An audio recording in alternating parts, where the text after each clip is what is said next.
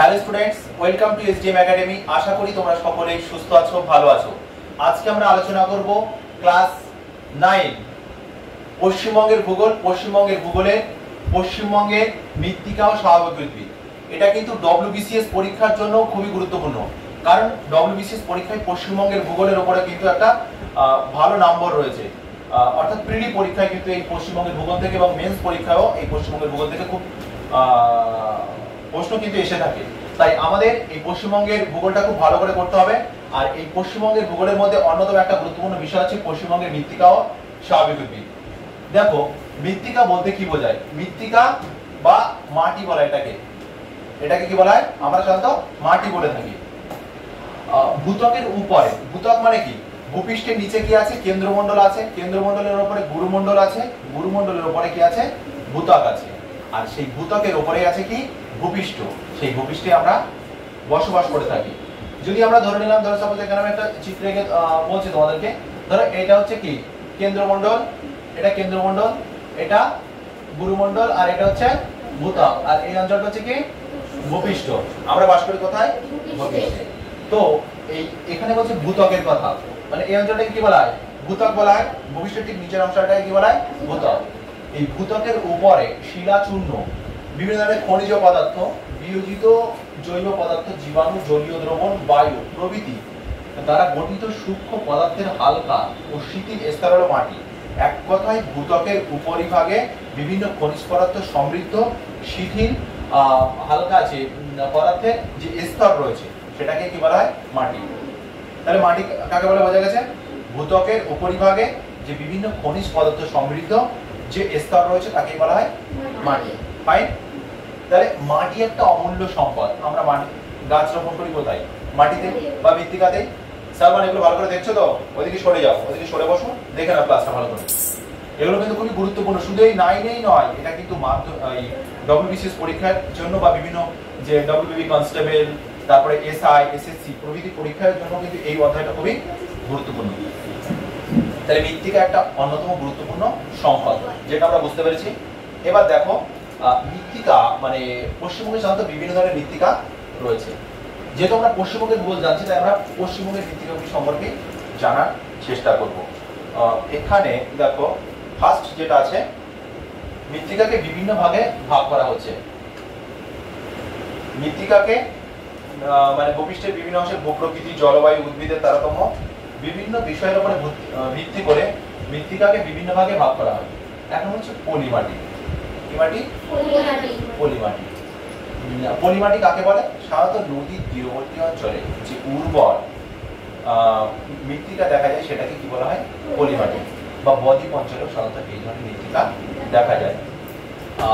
দেখো, সমগ্র সমভূমিতে পলিমাটি দেখা যায় বিভিন্ন সময়। মানে আমরা যেখানে বসবাস করি, আমরা কি গাঙ্গেয় বদ্বীপ সমভূমি অঞ্চলে বসবাস করি, এটা কি পলিমাটি সমৃদ্ধ। তার মানে পলিমাটির উর্বরতা শক্তি অনেক বেশি হয়ে থাকে, যেটা আমাদের আলোচনার বিষয়। তবে এ রাজ্যের সমভূমির সব জায়গায় কিন্তু পলিমাটি দেখা যায় এমন কিন্তু নয়। বেশিরভাগ সমভূমিতে কিন্তু পলিমাটি দেখা যায়। সমভূমি বলতে কি বোঝায় বা প্লেন বলতে কি বোঝায়? সাধারণত সমুদ্রপৃষ্ঠ থেকে 300 মিটারের কম উচ্চতাযুক্ত স্থানগুলিকে বলা হয় সমভূমি। আর মালভূমি বলতে কি বোঝায়? সাধারণত সমুদ্রপৃষ্ঠ থেকে 300 মিটারের বেশি উচ্চতাযুক্ত স্থানগুলিকে বলা হয় মালভূমি, কিন্তু 900 মিটারের কম। আর 900 মিটারের বেশি উচ্চতাযুক্ত স্থানগুলিকে কি বলা হয়? পর্বত। ফাইন। তো দেখো, সাধারণত এই পলিমাটিকে আবার দুটো ভাগে ভাগ করা হচ্ছে। একটা হচ্ছে প্রাচীন পলিমাটি, আর একটা হচ্ছে নবীন পলিমাটি। একটা প্রাচীন পলিমাটি আর একটা হচ্ছে নবীন পলিমাটি। প্রাচীন এবং নবীন, এই প্রাচীন এবং নবীন পলিমাটি এর মধ্যে কি ডিফারেন্স আছে সেটা আমরা জানার চেষ্টা করব। তার আগে আমরা একটা বিষয় জানবো, নবীন পলিমাটি কাকে বলে। দেখো, নবীন পলিমাটি উত্তর দিনাজপুর কোন কোন অঞ্চলে দেখা যায়?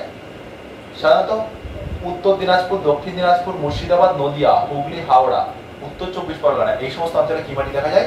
নবীন পলিমাটি। মানে পশ্চিমবঙ্গের মানচিত্রটা যদি একটু তোমরা ভালো করে দেখার চেষ্টা করো, তাহলে বুঝতে পারবে কোন কোন অঞ্চলে সাধারণত নবীন পলিমাটি দেখা যায়।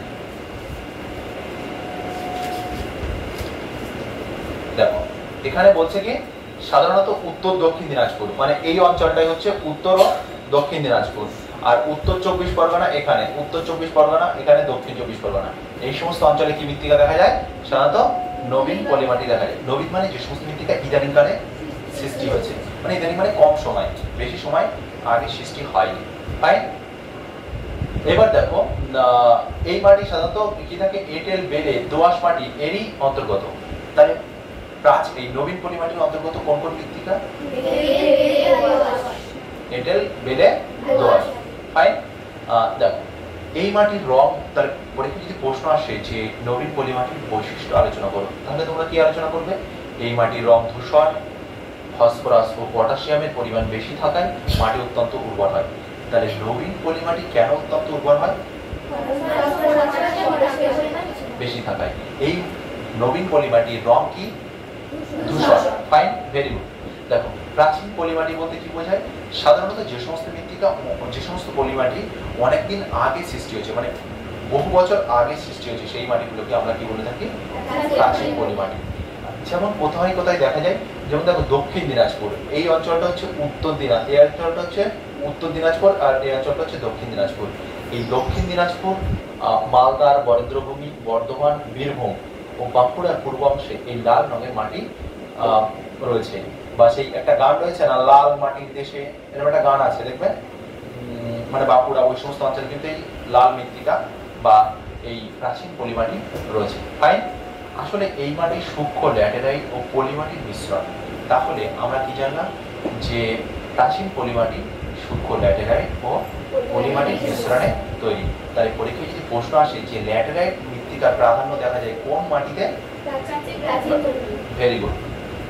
এই মাটি সাধারণত নাইট্রোজেন, ফসফরাস ও জৈব পদার্থের পরিমাণ কম বলে এই মাটি কম উর্বর। আর এই মাটিতে কিন্তু নাইট্রোজেনের পরিমাণ বেশি থাকায় প্রাচীন নবীন পলিমাটিতে, তাহলে এই মাটি কিন্তু বেশি উর্বর, আর প্রাচীন পলিমাটি কম উর্বর। বোঝা গেছে? তাহলে পরীক্ষায় যদি প্রশ্ন আসে প্রাচীন পলিমাটি আর নবীন পলিমাটির মধ্যে পার্থক্য বলতে পারবে তো? প্রাচীন পলিমাটি অনেকদিন আগে সৃষ্টি হয়েছে, নবীন পলিমাটি ইদানিংকালে সৃষ্টি হয়েছে। প্রাচীন পলিমাটির উর্বরতা কম, নবীন পলিমাটির উর্বরতা বেশি। নবীন পলিমাটিতে সাধারণত নাইট্রোজেনের পরিমাণ বেশি থাকে, প্রাচীন পলিমাটিতে নাইট্রোজেনের পরিমাণ কম থাকে। বুঝতে পেরেছো সবাই? স্নেহা বুঝতে পেরেছো? আচ্ছা দেখো নেক্সট, তরাই ও ডুয়ার্স অঞ্চলের মাটি। পলিমাটিকে আবার এখানে মানে প্রাচীন ও নবীন পলিমাটি জানলাম, তারপরে আমরা জানবো কি 3 নম্বরটা হচ্ছে তরাই ও ডুয়ার্স অঞ্চলের মাটি, পলিমাটি। তরাই মানে কি? তরাই মানে স্যাঁতসেঁতে, তরাই মানে স্যাঁতসেঁতে। আর তরাই ডুয়ার্স মানে সেই দার্জিলিং, জলপাইগুড়ি ওই সমস্ত অঞ্চলে এই তরাই ও ডুয়ার্স মৃত্তিকা দেখা যায়। সাধারণত দেখো দক্ষিণ দিনাজপুর ওটা তো পড়ালাম, তরাই ডুয়ার্স। তরাই ডুয়ার্স অঞ্চলে হিমালয় থেকে আগত নদীগুলি নুড়ি, কাঁকড়, বালি সঞ্চয় করে এই মাটি গঠন করেছে। মানে এই যে অঞ্চলটা দেখতে পাচ্ছ তোমরা, এই অঞ্চলটা দেখতে পাচ্ছ তো? এই অঞ্চলে সাধারণত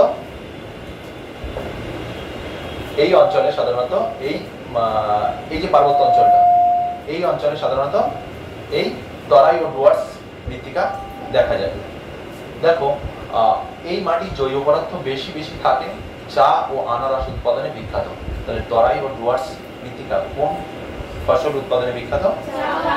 ওখানে গেলে আমাদের দিকে যেমন আম পাওয়া যায় প্রচুর, ওদিকে গেলে প্রচুর কি পাওয়া যায়? আনারস। রাস্তার ধারে আনারসের জুস তৈরি হচ্ছে, আনারস কেটে, মানে খেতে সে দারুণ আনন্দ।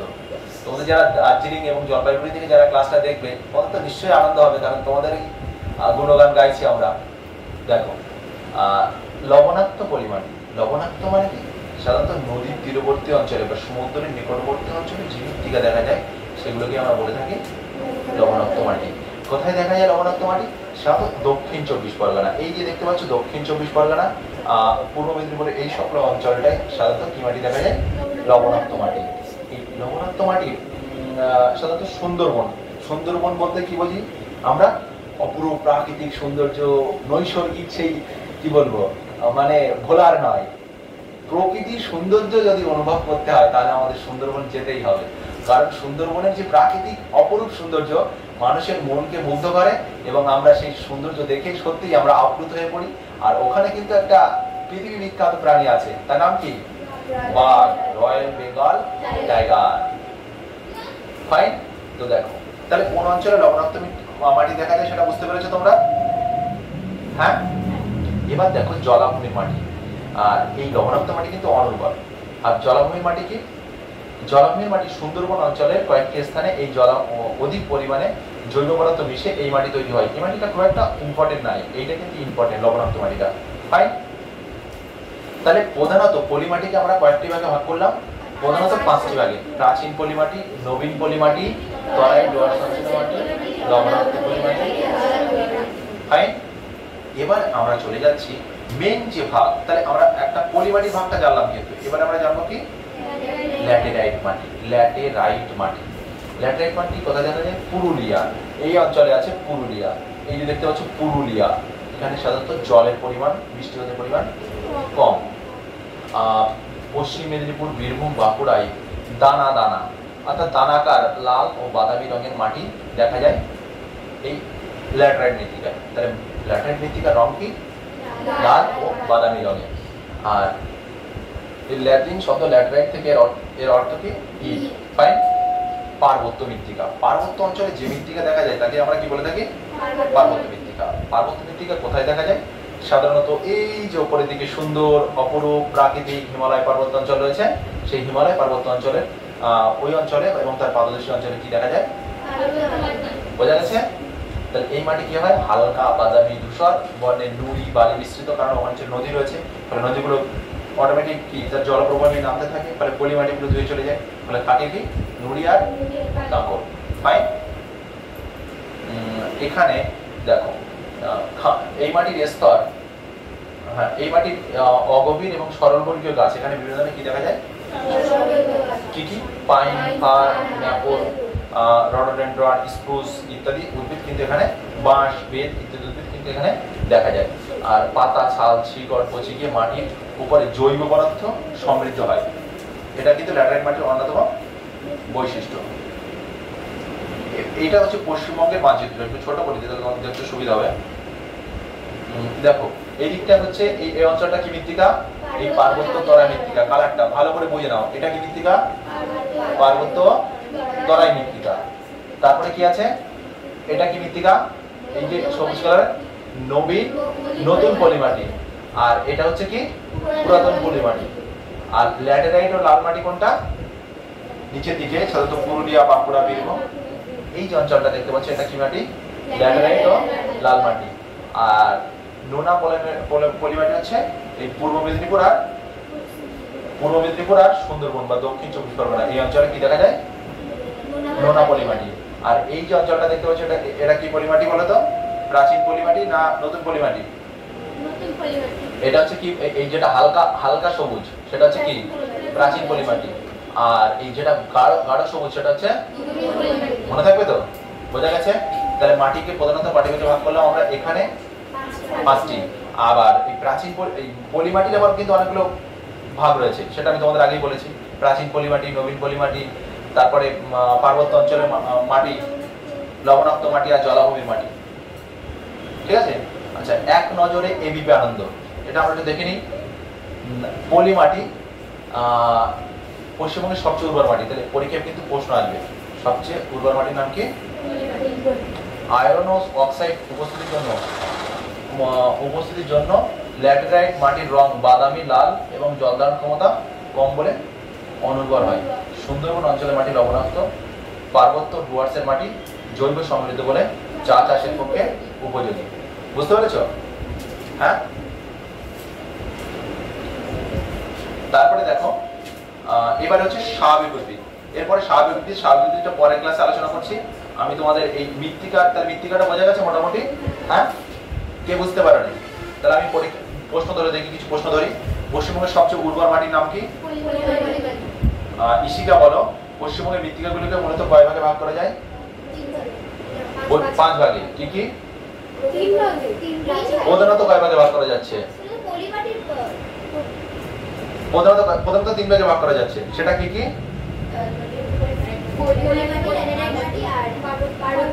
আর পার্বত্য অঞ্চলের মৃত্তিকা। আর প্রাচীন পলিমাটির কটা ভাগ? কি কি? পুরাতন পলিমাটি, ল্যাটেরাইট মাটি আর নোনা পলিমাটি। মনে থাকবে তো? আর মৃত্তিকা কাকে বলে?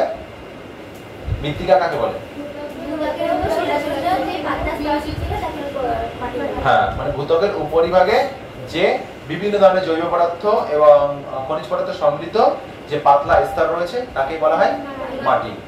আর মৃত্তিকা কিন্তু বিভিন্ন প্রক্রিয়ার মাধ্যমে সৃষ্টি হয়, ঠিক আছে? রেগোলিথ, হিউমাস ইত্যাদি মাধ্যমে পরপর একটা ক্রম বিবর্তনের মধ্যে দিয়ে, মানে বিবর্তন মানে দীর্ঘদিন ধরে ওগুলো পৌঁছে তারপর ওটা হিউমাসে পরিণত হয়, তারপর সেখান থেকে ধীরে ধীরে মৃত্তিকার সৃষ্টি হয়ে থাকে। তাহলে মৃত্তিকা সম্পর্কে কোনো কনফিউশন আছে?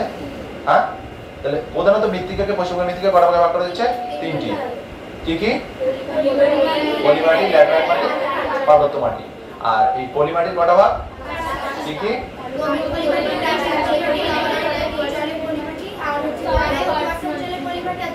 হ্যাঁ, ভেরি গুড, মনে থাকবে। তাহলে আজকের ক্লাস এখানেই শেষ করছি, তোমাদের সঙ্গে দেখা হচ্ছে নেক্সট ক্লাসে স্বাভাবিক উদ্ভিদ এই অধ্যায়ের গুরুত্বপূর্ণ বিষয় সেটি নিয়ে। সকলে সুস্থ থাকো, ভালো থাকো। জয় হিন্দ, জয় ভারত।